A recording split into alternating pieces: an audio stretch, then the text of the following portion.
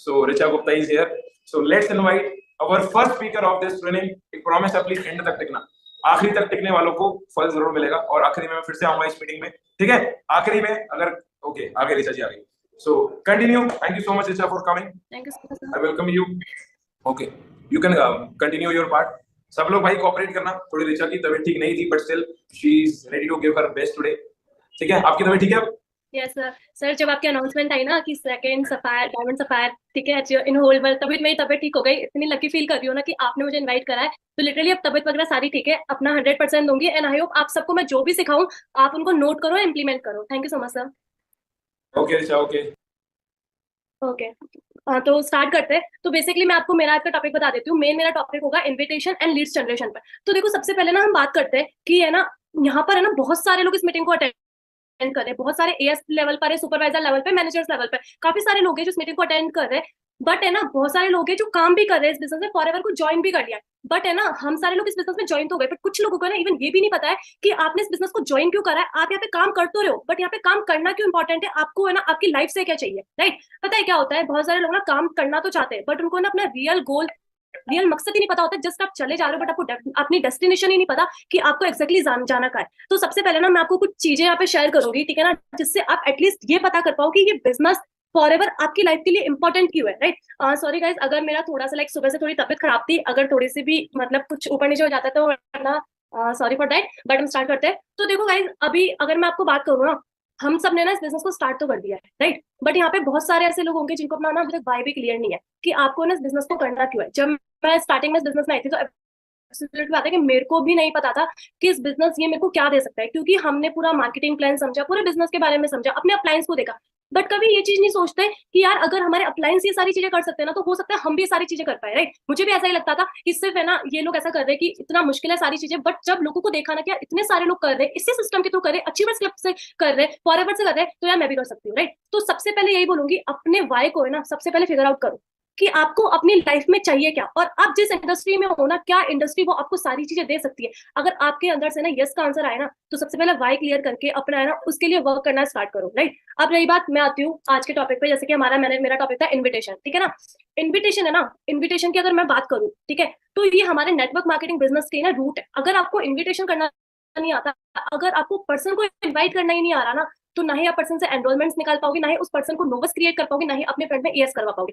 तो इन्विटेशन एक बहुत ही इंपॉर्टेंट पार्ट होता है, जिसको समझना, जिसको है ना सीखना बहुत ही ज्यादा इंपॉर्टेंट है, जिसको इंप्लीमेंट करना बहुत ज्यादा इंपॉर्टेंट है. तो कुछ बेसिक्स पॉइंट्स बताऊंगी आज मैं आप लोगों को इन्विटेशन के. तो जितने भी लोगों के पास में डायरी पेन है ना, तो प्लीज एक बार अपने ना डायरी पेन हाथ में रख लो, राइट? ठीक है, एक बार अपने डायरी पेन अरेंज कर लो. कुछ इंपॉर्टेंट पॉइंट है जो मैं आपको इन्विटेशन में सिखाने वाली हूँ. लास्ट मेरी प्रभुच्छा मीटिंग हुई थी, ठीक है ना, लास्ट में, तभी मैंने आप लोगों को काफी सारे इन्विटेशन के पॉइंट्स बताए थे. आज कुछ डिफरेंट पॉइंट भी है जो मैं आपको नोट डाउन कर पाऊंगी. लेकिन है ना सिर्फ सुनना मैटर नहीं करता है, सुनने के बाद उन चीजों को इंप्लीमेंट करना भी उतना ही ज्यादा मैटर करता है. अगर आपने इन चीजों को कर लिया ना, लिटरली बता रही हूँ, आपकी एनरोलमेंट्स की बारिश होने वाली है, राइट? ठीक है, तो सबसे पहली बात, कुछ बेसिक्स पॉइंट्स बताऊंगी. अभी मैं ये नहीं बताऊंगी कि आपकी स्पीच, आपकी स्क्रिप्ट क्या होनी चाहिए, लेकिन स्क्रिप्ट से पहले ना कुछ बेसिक्स चीजें होती है जिन्हें ना हमें माइंड में रखना बहुत ज्यादा जरूरी होता है, राइट? अच्छा, सबको ना एक एग्जांपल देती हूँ. आप सब लोग शॉपिंग करते होंगे, राइट? आप सारे लोगों ने ना शॉपिंग करी होगी. एक मार्केट में ना बहुत सारी शॉप्स है, एक मार्केट में बहुत सारी शॉप्स है, स्पेशली गर्ल्स, सबके साथ ये चीज होता है. हम स्पेशली उन्हीं शॉप्स पे जाते हैं जहाँ पे उनके है ना शॉप्स के बाद मैनिक्यून्स रहते हैं, राइट? जिन पे कपड़े रहते हैं वगैरह, जहाँ पे जो सबसे ज्यादा जो चीजें हमें अट्रैक्ट करती है ना, उन्हीं शॉप के अंदर जाते हैं, उन्हीं शोरूम्स के अंदर जाते हैं. ये चीज सबके साथ होती है, राइट?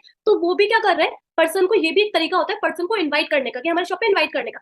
तो इसके साथ ना यही सिंपल सी चीज है कि आपको क्या करना, आपका जो फर्स्ट इंप्रेशन होता है ना, वो आपका लास्ट इंप्रेशन होता है इन्विटेशन के टाइम पर, राइट? आपको है ना पर्सन को जस्ट इन्वाइट करना होता है. ये मत सोचो कि आपको पर्सन क्लोज करना है. मैं बहुत सारे मेरे एएसए फ्रंट के एएसए का भी टीम के लोगों से मीट होती है, तो ना मुझे ना हमेशा एक चीज है ना मैं रियलाइज करती हूँ कि लोग क्या इन्विटेशन के टाइम ना ये चीजें ज्यादा सोचते हैं कि यार ये पर्सन ना मेरे साथ 2cc कर दे, यार ये ना एनरोल करके चला जाए, यार ये मेरे साथ नोवस करके चला जाए. यार ऐसा नहीं होता. अगर आप उस पर्सन को ना इन्वाइट कर रहे हो अपने सेशन के लिए, अपने एनरोलमेंट सेशन के लिए, तो अगर आप अपना माइंडसेट है ना 2cc तक वाला रखोगे ना, तो आपकी कहीं ना कहीं नीड शो होती है, राइट? तो don't close your person, just invite the person. आपको ना जस्ट पर्सन को इन्वाइट करना है, राइट? आई थिंक यहाँ तक सारी चीजें क्लियर हो गई होगी. नेक्स्ट पॉइंट अगर मैं बताऊं, अगर मैं बात करूं एनरोलमेंट के टाइम हम पर्सन से क्या मांगते हैं, पैसे मांगते हैं, राइट? कि आप इतने रुपए से एनरोल होगा, ठीक है ना, आप हमारे साथ एनरोल कर देते. आपको भी एक चीज पता होगी, अगर आज आपके जेब में ना 10 रुपए का भी नोट है ना, ठीक है ना, आप किसी शॉप में भी जा रहे हो, तो आप 10 रुपए ना वहां पर स्पेंड करोगे जहां पे आपको वैल्यू प्रोवाइड हो रही हो, राइट? फालतू के पैसे तो किसी को दोगे नहीं. तो आपको क्या करना है, अपने इन्विटेशन में ना मैक्सिमम वैल्यू शो करनी है सामने वाले पर्सन को, कि अगर आप बाद में कोई अमाउंट भी पता चले ना कि एनरोल करने का इतना अमाउंट है, तो पर्सन सोचे यार ये तो बहुत छोटा सा मिनिमल सा अमाउंट है, इसके लिए तो मैं 100% देने के रेडी हूँ, राइट। तो आपको मैक्सिमम वैल्यू क्या करनी है, उस सामने वाले पर्सन के सामने शो करनी है, राइट। तो ये सेकंड पॉइंट है जो कि बहुत ज्यादा इंपॉर्टेंट है। अब एक पॉइंट ऐसा है, बहुत सारे लोग होंगे जिनको ऐसा लगता है कि हम ना इन्विटेशन तो करते हैं, हम 30 40 50 मिनट्स पे काम तो करते हैं, बट हमारा कभी कभी ना रिजल्ट नहीं आता है। आप लोग खुद से एक चीज पूछना, यहाँ पर जितने भी पर्सन बैठे हैं, ठीक है ना, आई होप आप सबको मेरी वॉइस क्लियर आ रही होगी। तो आप ना खुद से एक चीज पूछना, जब आप लोग इन्विटेशन करने बैठते हो, क्या जब आप लोग इन्विटेशन करने बैठते हो, क्या आपका पूरा फोकस इन्विटेशन में होता है उस टाइम पर? क्या आपने एक नंबर ऑफ आवर्स सेलेक्ट कर रखे होते हैं अपने इन्विटेशन के टाइम पे? जैसे कि फॉर एन एग्जांपल, अगर जब मैं अपनी फ्रेंड पे कॉलिंग्स करती हूँ ना, तो मेरा ना कुछ ना आवर्स सिलेक्टेड होते हैं जिस टाइम सिर्फ मैं मेरी फ्रेंड्स पे ही कॉलिंग करती हूँ। मुझे लाइक मॉर्निंग का टाइम काफी अच्छा लगता है, लाइक 11 से 2 बजे तक का, ठीक है ना, और मुझे इवनिंग का टाइम काफी अच्छा लगता है, जैसे 5 से 7 8 बजे तक का, राइट। उस टाइम ना मुझे काफी अच्छा रिजल्ट आता है। जरूरी नहीं है हर पर्सन को एक ही टाइम पर रिजल्ट आए, हो सकता है कि आपका सुटेबल टाइम कोई दूसरा हो। तो मैंने ना मेरे नंबर ऑफ आवर्स सेलेक्ट कर रखे, बट है ना बहुत सारे लोग क्या करते हैं कि मान के चलो कि उसके अपलाइन ने ना, आपके अपलाइन ने आपको 30 लीड दे दी, आपने 3 लीड यूज करी, ठीक है ना, आपका मन करा इंस्टाग्राम चलाने का, आप चले गए सोशल मीडिया पे रील्स देखने, आपने कम से कम 10 से 15 मिनट वहां पे रील्स देखने में वेस्ट कर दिया आपने, राइट। देन आपका एक तरीके से फ्लो टूट गया, ठीक है। जब आपने 3 जनों को कॉल करा था, आपको रिजल्ट नहीं आया, तो आप थोड़े से और ज्यादा वो हो गए कि नहीं यार रिजल्ट नहीं आ रहा, चलो इंस्टाग्राम देख लेते, चलो यार दोस्त से बात कर लेते। आपके किसी दोस्त का फोन आ गया, वो बोलते हैं आपके आधे घंटे कॉल्स पे बिजी हो गए, राइट। किसी ने कॉल कर दिया कि चल बाहर घूमने जाते हैं, आप बाहर घूमने चले गए। मम्मी ने बुला लिया, ठीक है ना, मम्मी ने कोई काम बोल दिया, आप वो काम करने लग गए। फिर आप अपने प्लान को बोलते हो सर मैंने तो पूरी लीड यूज करी थी मैम, मैंने तो काम करा था, बट हमारा रिजल्ट नहीं आया। आप लोग खुद से क्वेश्चन करना, जब आप इनविटेशन करने बैठते हो, जब आप अपनी फ्रेंड पे कॉलिंग करने बैठते हो, क्या आपके नंबर ऑफ पार्ट सिलेक्टेड होते हैं? और अगर होते भी है तो क्या आपने जिस टाइम लाइक आपने मान के चलो 2 घंटे आपको अपने इनविटेशन को टाइम दिया, उन 2 घंटे के अंदर क्या आप प्रॉपर से फोकस, आपका पूरा फोकस 100% फोकस क्या आपका इन्विटेशन पे रहता है? यहाँ पर अगर मैं बात करूँ ना, बहुत सारे ऐसे लोग होंगे जिनका एक ही आंसर आएगा, नहीं मैम ऐसा नहीं होता।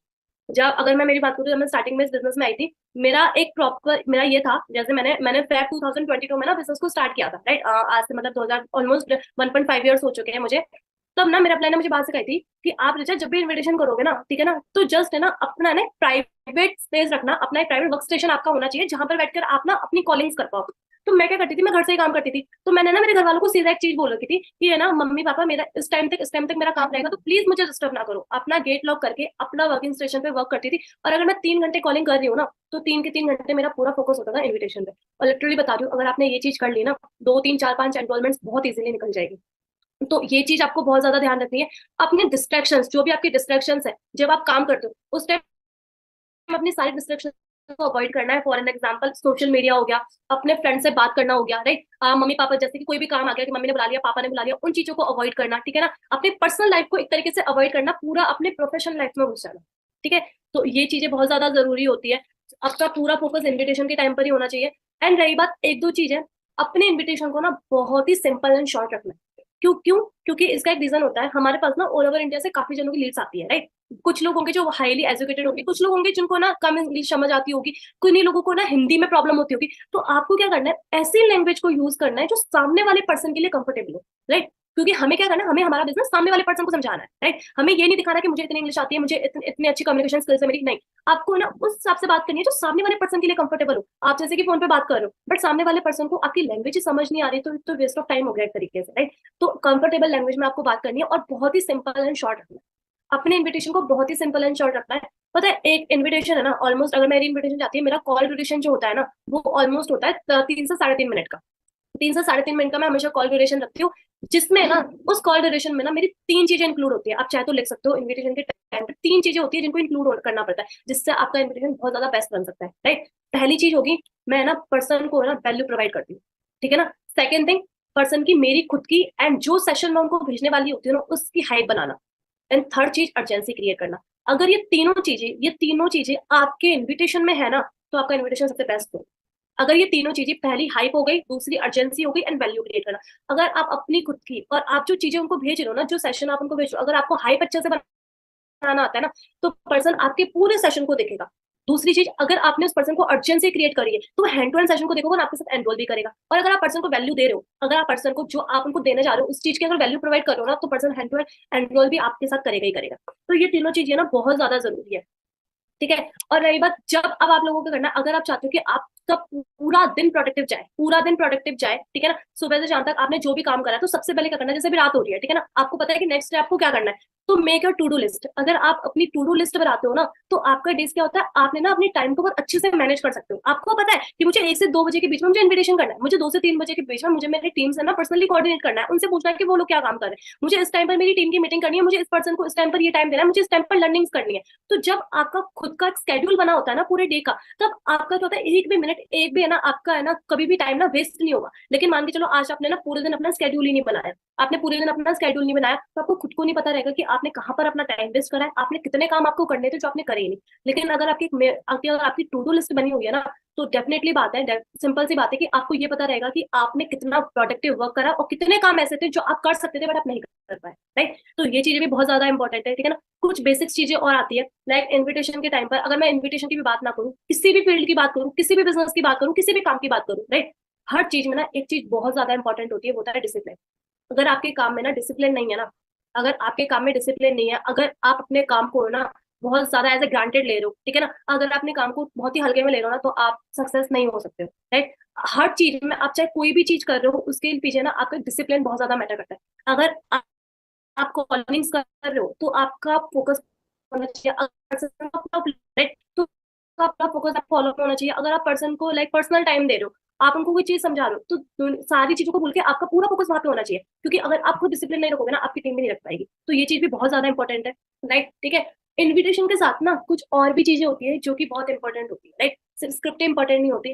कुछ 2-3 चीजें मैं आप लोगों को और बताऊंगी कि ये ना क्या होता है। जैसे मैं भी कभी मेरी टीम में ये प्रॉब्लम फेस करती हूँ, मेरी टीम में सुपरवाइजर से मैनेजर से, उनको भी ये प्रॉब्लम काफी फेस करनी पड़ती है कि है ना लोग ना अपना टाइमली लीड्स का कभी ऑर्डर नहीं देते, राइट। मैंने बहुत बार फेस करती हूँ, फिर वो नेक्स्ट डे बहुत परेशान होते हैं कि मैम सॉरी हम लीड्स का ऑर्डर देना भूल गए थे। तो ये ना अपनी हैबिट्स को चेंज करो, ये सारी हैबिट्स ना आपके डिसिप्लिन के अंदर आती है। क्योंकि सिंपल से एक चीज है, लीड्स ना किसी के घर में नहीं बनती है, राइट। हमें आपके अप्लायंस को भी ना लीड्स का आगे ऑर्डर देना पड़ता है। तो अगर आप टाइमली अपने अप्लायंस को अगर लीड्स का ऑर्डर नहीं दोगे, अगर आप अपने लिए ही है ना, अपने लिए ही अगर आप सीरियस नहीं हो, आप डिसिप्लिन नहीं हो ना, तो सिंपल सी बात है, आपका इन्विटेशन भी आप सही से नहीं कर पाओगे, आप अपनी कॉलिंग सही से नहीं कर पाओगे, और आपका रिजल्ट भी नहीं आएगा। तो ये छोटी छोटी चीजें भी ना बहुत ज्यादा इंपॉर्टेंट होती है। अभी पता है, मैं रोहित सर का पार्ट सुन रही थी, ठीक है ना, मैं रोहित सर का भी पार्ट सुन रही थी। सर ने ना अपने मैनेजर की बात बताई थी कि बहुत सारे लोगों को है ना, और भी लाइक अभी जिनका 50 डेज में मैनेजर हुआ है, बहुत सारे लोगों को है ना, लाइक सर ने बताया था कि उनके पास भी ना वही लीड गई थी, राइट। सर ने देखा था, अभी सर ने बताया था कि उनके पास भी ना बहुत सारी लीड्स गई थी, बट है ना वो कनेक्ट हो पाए थे रोहित सर के साथ में। तो पता है, कहीं ना गलती हमारी भी होती है कि आप क्या होता है कि जैसे कि मान के चलो किसी आपके अपलाइन ने आपको लीड्स दे दी, हम क्या करते हैं, हम लिटरली क्या करते हैं, हम उन लीड्स को ना प्रॉपर तरीके से यूज ही नहीं करते। आप अभी अगर मैं आप लोगों से पूछूं, जैसे कि है ना, बहुत सारे ऐसे लोग होंगे जिनको ना अननोन नंबर उठाने की आदत नहीं होती। आपने पर्सन को कॉल करा, पर्सन ने आपका नंबर नहीं उठाया, आपको लगता है यार पर्सन ने कॉल ही पिक नहीं करा, आप दूसरी बार उसको कॉल नहीं करते, आपको लगता है कि लीड्स खराब हुई। आप खुद से क्वेश्चन पूछना, क्या आप कितने आप खुद अननोन नंबर पिक करते हो, राइट। तो अगर आपको रिजल्ट चाहिए, आज की तारीख में देखो लीड्स का ये सीन हो चुका, लीड्स का है ना मार्केट ऊपर नीचे होता रहता है, कभी अच्छी आती है, कभी थोड़ी डाउन भी चली जाती है, बट हमारा बिजनेस ना लीड्स पर तो डिपेंडेंट है, बट सिर्फ एक सोर्स पर डिपेंडेंट नहीं है, सिर्फ एक सोर्स पर डिपेंडेंट नहीं है कि सिर्फ लीड्स पर ही डिपेंडेंट हो, राइट। अब क्या होता है कि आपने सिर्फ उस लीड को ना सिर्फ एक बार यूज करा है, आपने उस लीड को सिर्फ एक बार यूज करा है, लेकिन अगर आप उस लीड को 3 बार यूज करते हो, आपने मान के चलो कि आपने पहली बार सबको कॉल कर लिया, ठीक है ना, कुछ पर्सन ने कॉल नहीं उठाया, लेकिन अगर आप सेकंड राउंड की बात करते हैं, अगर आपने जिन पर्सन ने कॉल पिक नहीं करा, अगर आपने फिर से उनको कॉल करा ना, तो हो सकता है कि उसमें से 20-30% लोग आपके कॉल्स को पिक करेंगे, और तब भी लोग कॉल पिक नहीं करते, तो जस्ट ड्रॉप द मैसेज। आप एक उनको सिंपल सा व्हाट्सएप पे या टेक्स्ट पे आप उनको एक मैसेज ड्रॉप कर सकते हो, राइट। आप उनको एक मैसेज ड्रॉप कर सकते हो कि hello this side Richa Gupta, ठीक है ना, आप जो भी है, हेलो, आपने ना मेरा एक्चुअली फॉर्म फिल किया था, या fill my form on Instagram, let's connect on a call, like ऐसा कुछ एक मैसेज बना सकते हो, जिससे क्या होगा कि पर्सन को याद हो जाएगा यार मैंने फॉर्म तो फिल किया था, सामने वाला पर्सन आपको आगे से आपको कॉल या फिर मैसेज पर रिवर्ट जरूर करेगा। तो ना एक लीड को कम से कम मिनिमम 3 बार यूज आपको करना है, तब जाके आपको रिजल्ट आएगा। और रही बात, बहुत सारे लोगों को मैंने एक चीज और देखा है, वो उनको ऐसा लगता है 20 लीड्स 30 लीड्स, इन पे आज की तारीख में रिजल्ट नहीं आएगा। आप 24 आवर्स हम लोगों के पास होते हैं, अगर आप उसमें से 24 आवर्स में से भी अगर आप 5 से 6 घंटे भी अगर आप अपने इन्विटेशन में देते हो ना, तो आराम से आप 70 50 60 70 लीड्स को इजीली आप लोग यूज कर सकते हो। एक दिन में अपनी हैबिट बनाओ, देखो हैबिट बनने में ना थोड़ा टाइम लगता है, थोड़ी मुश्किल भी होती है, बट जब तक आप स्टार्ट नहीं करोगे तब तक आप उन चीजों को अपनी हैबिट नहीं बना सकते। स्टार्टिंग की आप 30 लीड पर काम करो, देन अपने ना अपने आप को थोड़ा पुश करो, राइट। अगर आज आपने 30 लीड पर काम करा है, नेक्स्ट डे आप 40 लीड्स पर काम करो, देन 50 लीड्स पर काम करो, 60 लीड्स पर काम करो। अपने कंफर्ट जोन से बाहर निकलकर और number of leads, number of quantity को बढ़ाओ, जिससे क्या होगा आपका रिजल्ट भी अच्छा आएगा। देखो 2 तरीके के पर्सन होते हैं, जब स्टार्टिंग में न्यू पर्सन आता है ना, तो उसके पास ना इतनी ज्यादा स्किल्स पॉलिश नहीं होती है, राइट। तो आप ना क्वांटिटी पे प्ले कर सकते हो, ओवर द क्वालिटी की अगर मैं बात करूं, आप क्वांटिटी पे प्ले कर सकते हो। अगर आपको लगता है कि आपको दिन की 5 एनरोलमेंट्स निकालनी है, तो आप कम से कम 60 to 70 लीड्स यूज करो, तो आपकी 5 से 6 एनरोलमेंट्स निकलेगी। और दूसरे पर्सन होते हैं जिनके पास थोड़ी स्किल्स होती है कि अगर वो 30 to 40 लीड्स पे भी वर्क कर रहे हैं तो 5 to 6 एनरोलमेंट्स इजीली निकल जाएगी। बट जब तक आपकी स्किल्स इंप्रूव नहीं हो जाती, तब तक आपको क्वांटिटी पर ही वर्क करना पड़ेगा। तो सबसे बढ़िया तरीका यही है, अगर आपको सबसे ज्यादा रिजल्ट चाहिए, आप एटलीस्ट है ना, आप 50, 60, 70 लीड को यूज करो, आपकी डेफिनेटली आपका रिजल्ट आएगा। हो सकता है स्टार्टिंग में 2 या 3 एनरोलमेंट लगते, हो सकता है एक ही एनरोलमेंट निकले, बट आपका प्रैक्टिस इतना ज्यादा हो जाएगा ना कि आपको ना अगले 2, 4, 5, 10 दिन के अंदर ना आपको एक एक दिन के अंदर आपकी 3 से 4 एनरोलमेंट्स निकलना भी स्टार्ट हो जाएगी।